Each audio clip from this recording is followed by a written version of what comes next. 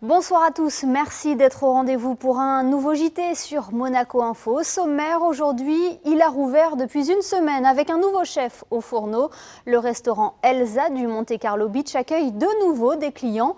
Quelles saveurs seront à l'honneur cette saison? Est-ce que le 100% bio cher à l'établissement sera toujours d'actualité? Le chef Benoît Witz sera avec nous pour nous donner l'eau à la bouche. Avec les moustiques, elles pimentent notre été. Les méduses sont de retour en Méditerranée. Est-ce que leur présence et leur prolifération est un indicateur alarmant sur notre environnement? Pourquoi les méduses piquent et quels réflexes faut-il avoir en cas de piqûre? Notre expert Olivier Brunel répondra à toutes ces questions. Mais avant cela, le point sur l'info avec Frédéric Elion. Bonsoir Frédéric. Bonsoir Émilie, bonsoir à tous. On débute ce point info par le tirage au sort des poules d'Eurocup en basket. La Roca Team connaît depuis aujourd'hui la composition de son groupe. Les joueurs de coach Mitrovic sont tombés dans la poule C avec Krasnodar, Andorre, les Lituaniens de Panevėžys, la Virtus Bologne et les Belges d'Anvers. Pour en parler, on accueille tout de suite Wilfried Diégueté à l'intérieur de la Roca Team. Bonsoir Wilfried. Bonsoir, bonsoir. Votre première réaction sur ce tirage, il y a des noms d'équipes qu'on connaît bien. Les équipes qu'on a déjà côtoyées, qu'on a joué l'année dernière, Andorre et Bologne. Bologne, on sait ce qui s'est passé là-bas et aussi à domicile. C'est une grosse équipe, très bons joueurs. On devait jouer contre eux dans le top 8. Bon, malheureusement, c'est ce qui s'est passé. Et Andorre aussi, c'est une équipe qui est très difficile à jouer, surtout chez eux. C'est des déplacements qui ne sont pas faciles. Il y a un goût d'inachevé forcément par rapport à la saison passée. Du coup, vous revenez avec les Crocs là pour la saison qui vient. Ouais, je pense qu'on aura faim. Je pense que aussi Monaco a l'habitude maintenant d'être en Eurocup et je pense que chaque année c'est de faire mieux. Malheureusement l'année dernière on a été coupé un peu court, mais bon, l'objectif c'est d'aller le plus loin possible comme chaque année. Bon, on connaît votre professionnalisme, on a vu sur les réseaux, vous vous entraînez, vous avez gardé la forme. Il y a une idée de la date de reprise avec les gars et avec le groupe? Honnêtement, pour avoir parlé un peu avec Diego, je dirais début comme d'habitude. Je pense qu'il part pour l'idée de se dire voilà, ça va être comme l'année dernière et essayer d'avoir le maximum de joueurs d'ici là. Bon, au nom de tous les supporters de la Roca Team Wheel, en tout cas, on a hâte de vous revoir sur les parquets. Et merci d'avoir été avec nous sur Monaco Info. De rien, mais merci à vous aussi. Je suis impatient aussi de retrouver le parquet et j'espère que ce sera plutôt possible. À bientôt, Will. Sport toujours, Claude Pouget vient de créer un art martial 100% monégasque. Oui, Émilie, le Muneguda, contraction de Munegu Defense Art, une discipline qui regroupe des techniques de plus d'une dizaine d'arts martiaux, kickboxing, krav maga, muay thai ou encore boxe anglaise. Ce nouvel art martial de défense 100% monégasque est destiné à tout le monde. L'enseignement sera adapté en fonction de l'âge et des objectifs de chacun, que ce soit pour de la compétition, du loisir ou pour le bien-être personnel. La pratique du Muneguda sera officiellement inaugurée en principauté en septembre prochain à l'occasion des cours collectifs de l'Académie internationale d'arts martiaux de Monaco et sera réservée au début seulement aux enfants de 5 à 12 ans. Une dernière info sport, le sociétaire du Yacht Club de Monaco, Boris Herrmann, était en tête ce matin de la Vendée Arctic Les Sables, une course préparatoire au Vendée Globe. Le Grimaldi Forum fêtait hier ses 20 ans autour de son Altesse Sérénissime le Prince Albert II.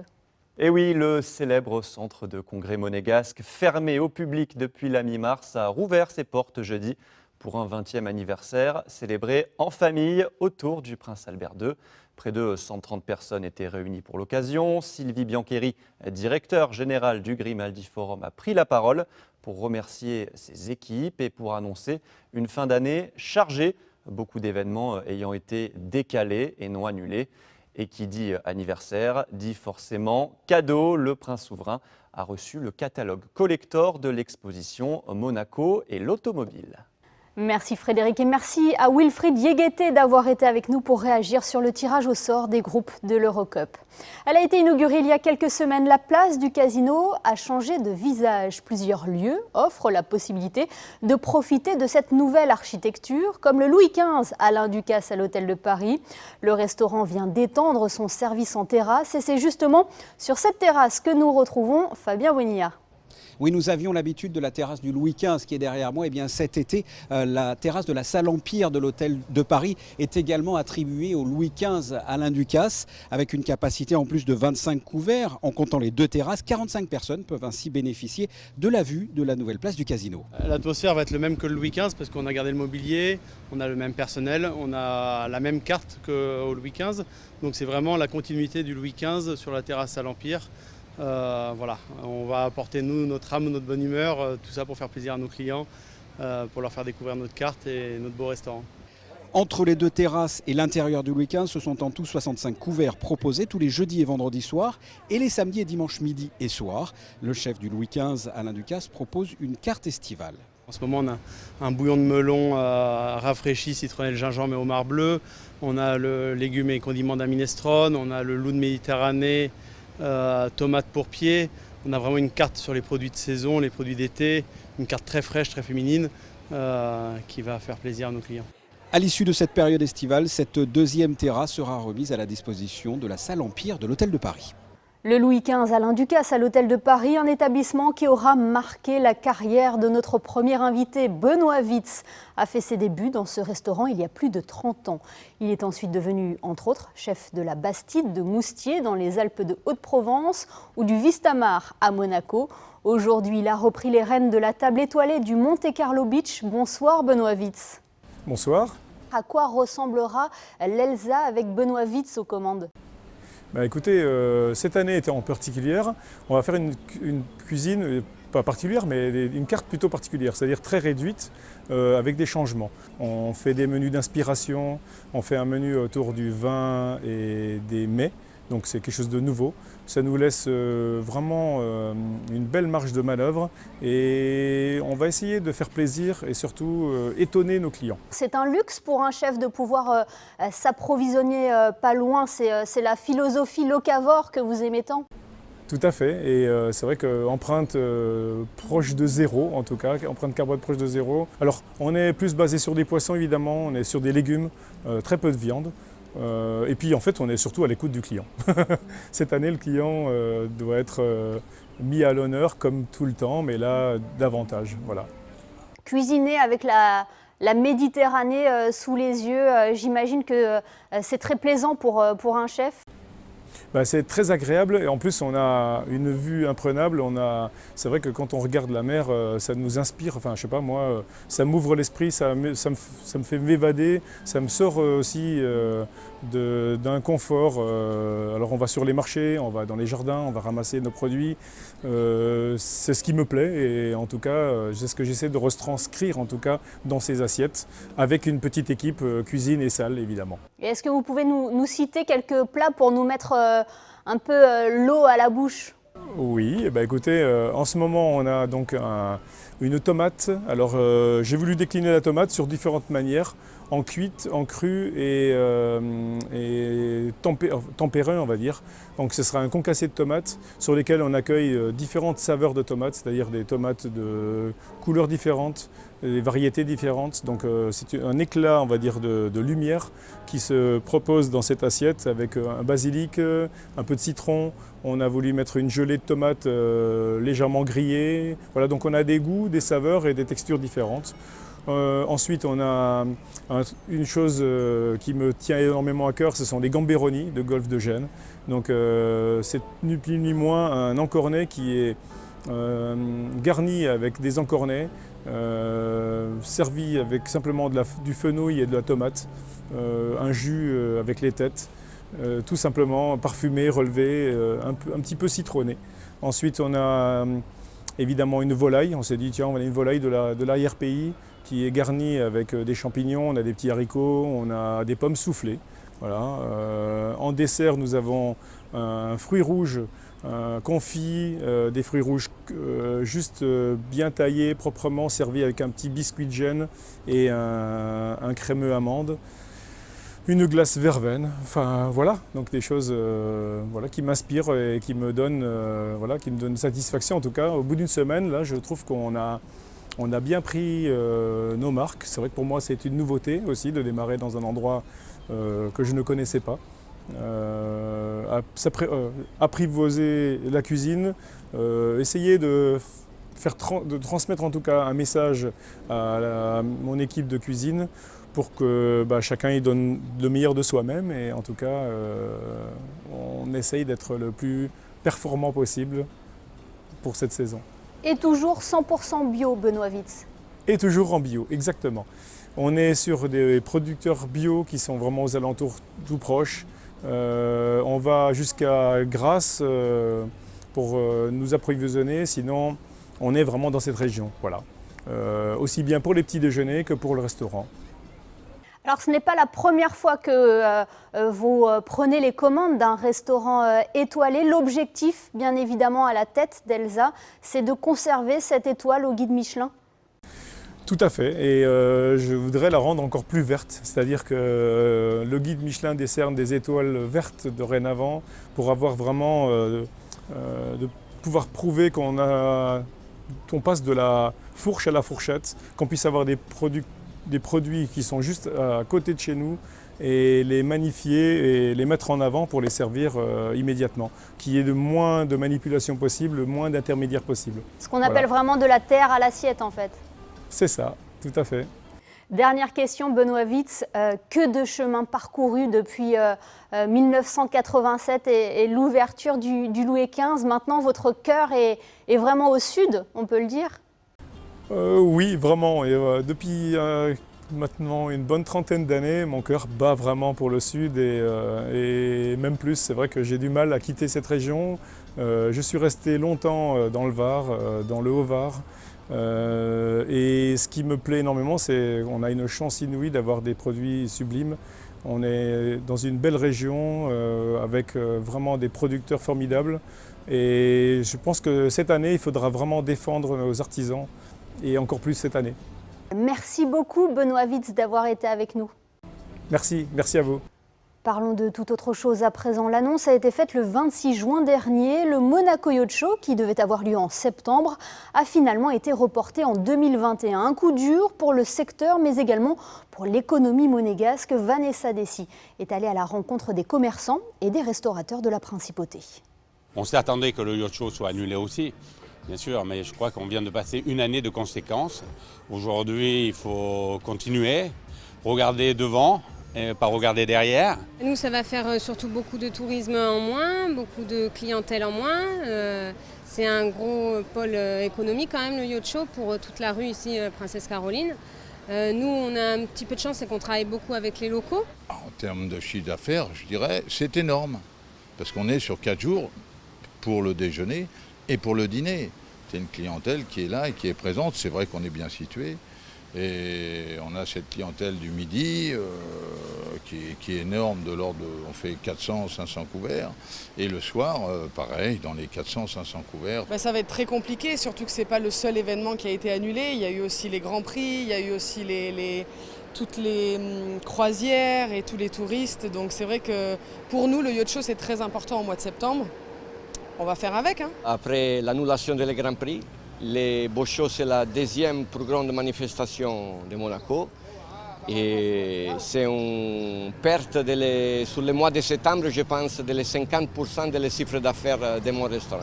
Elles sont redoutées par les baigneurs. Chaque été, les méduses font souvent leur arrivée près de nos côtes quand arrive l'été. Leur piqûre, urticante et loin d'être agréable à supporter.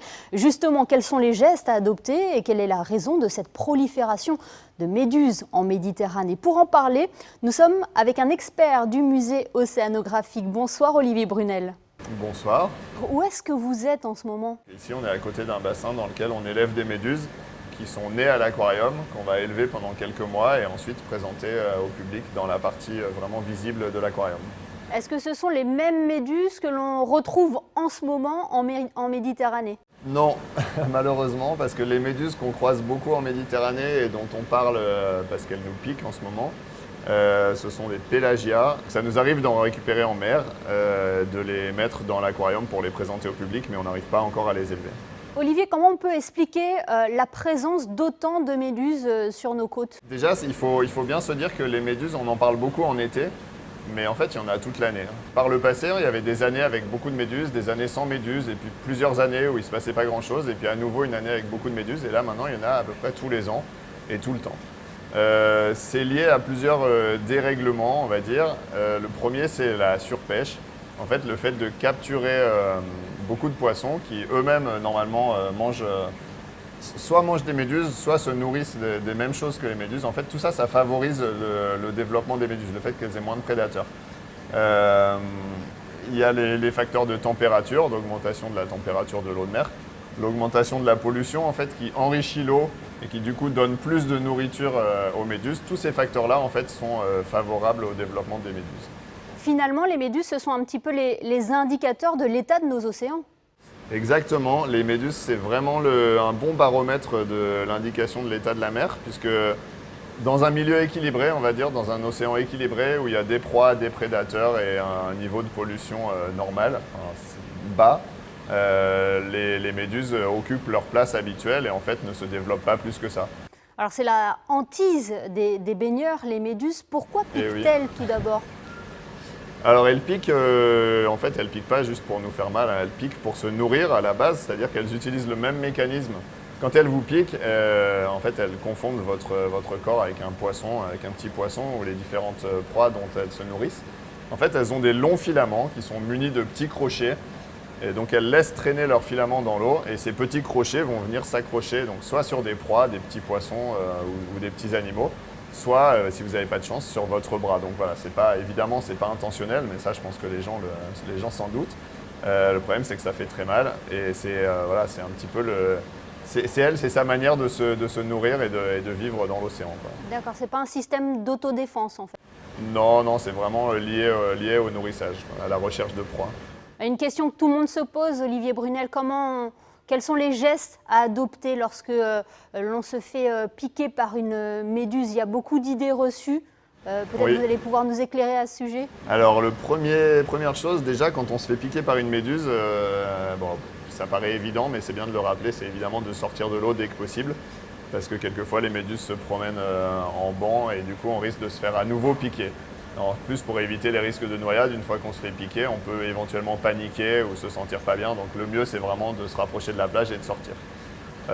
Ensuite, il faut éviter à tout prix de laver la plaie avec de l'eau douce. Parce qu'en fait, ça peut faire éclater les petits crochets dont je vous parlais tout à l'heure, qui sont fixés à la peau et qui, eux, libèrent le venin. Donc en fait, si vous mettez de l'eau douce, les crochets qui sont sur votre peau et qui n'ont pas encore éclaté, vous allez les faire éclater, donc ça va aggraver encore la blessure. Donc il faut rincer plutôt avec de l'eau de mer, en fait, rester sur le bord de la plage, essayer de rincer comme ça avec de l'eau de mer. Et avec quelque chose de rigide, une carte de crédit ou quelque chose d'assez rigide, essayer de frotter vraiment la partie du corps qui a été piquée pour enlever ces petits crochets qui restent. Et ensuite, c'est aller voir le pharmacien ou le médecin pour lui demander une crème anti-inflammatoire ou un produit apaisant en tout cas. Voilà, parce que la blessure ressemble à une brûlure après. Exactement, ouais. C'est vraiment une brûlure. En fait, c'est le venin qui est contenu dans ces petits crochets là qui restent sur la peau et qui brûle et ça fait effectivement extrêmement mal. En fait, au moment où on se fait piquer, ça fait comme une décharge électrique et ensuite ça brûle pendant plusieurs jours. Et on va conserver bien précieusement tous les conseils que vous venez de nous prodiguer. Merci beaucoup Olivier Brunel d'avoir été avec nous. Merci, au revoir. On passe au point info pratique avec vous, Frédéric, et cet éclairage sur l'application Monaco Care Safety. Oui, une application gratuite destinée aux clients de Monaco Télécom qui offre plusieurs fonctionnalités. Protection antivirus, navigation web sécurisée, protection bancaire, géolocalisation de votre smartphone en cas de perte. L'application est compatible sur PC et Mac et les systèmes d'exploitation Android et iOS. Toutes les informations sur l'appli Monaco Care Safety sont à retrouver sur le site de Monaco Télécom. Beaucoup de concerts ou de spectacles ont été annulés à cause du coronavirus, Frédéric, mais une bonne nouvelle avec un bel événement à venir en Principauté. Oui, Fabrice Lucchini sera seul sur scène pour une représentation unique en avant-première à la Salle Garnier le 24 juillet pour présenter sa nouvelle création « Conversation autour des portraits et autoportraits ». Le comédien français évoque sa nouvelle création dans un communiqué. Je cite, à la lecture de croquis de mémoire de Jean Cau. Ces portraits du général de Gaulle, de François Mitterrand et de Georges Pompidou m'ont saisi. J'ai choisi pour cette nouvelle lecture les portraits de 3 personnalités littéraires éminentes du XXe siècle, Gaston Gallimard, Jean Cocteau et Jean Genet. Vous nous annonciez hier de nouveaux athlètes présents le 14 août à l'occasion du meeting d'Athlétisme Herculis. Comment assister à l'événement ? Eh bien, sachez, Émilie, que la billetterie est ouverte depuis la fin du mois de juin. Vous pouvez aller sur le site monacodiamondleague.com pour prendre vos places. Autre information, l'affluence sera limitée à 5000 personnes maximum, dans le respect des règles sanitaires, bien sûr. Alors, ne traînez pas pour prendre vos places. Merci Frédéric. On vous retrouve dans quelques instants pour les prévisions météo. Mais avant cela, un petit tour de bateau, un détour par Rio, une chute au bord de l'eau. C'est le best-of des réseaux sociaux. See the line where the sky meets the sea. It calls me, and no one knows how far it goes.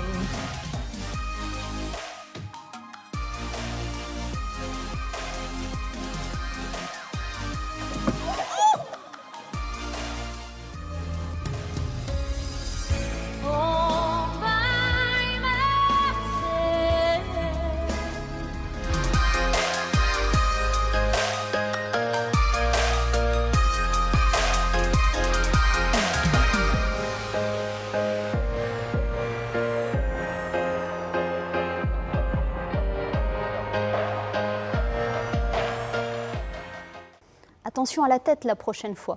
On passe à la météo. Avez-vous de bonnes nouvelles à nous annoncer pour ce week-end, Frédéric ? La journée de samedi sera en partie ensoleillée, Émilie, avec quelques passages nuageux le matin. Le temps se couvrira progressivement au long de l'après-midi. Le soleil jouera à cache-cache avec les nuages.